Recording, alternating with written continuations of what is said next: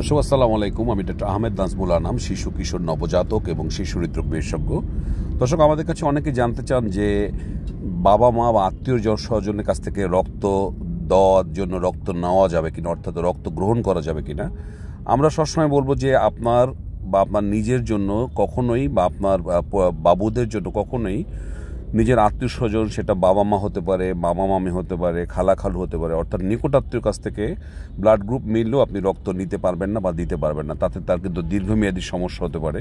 সুতরাং যদি সুযোগ থাকে তাহলে অন্য কারো রক্ত, সেটা ফ্রেশ রক্ত এবং যিনি স্মোক করেন না, কোনো রকম রোগ ব্যাধি ওইভাবে নাই, যদি পরিচিত হওয়া যায় তাহলেই সবচেয়ে সুবিধা হয়।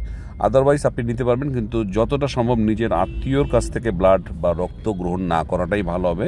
তাহলে কিন্তু পরবর্তীতে বিভিন্ন রকম সমস্যার উপদ্রব হতে পারে। সুতরাং এই ব্যাপারটি অত্যন্ত ইম্পর্টেন্ট।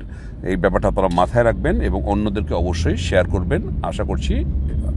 আল্লাহ হাফেজ।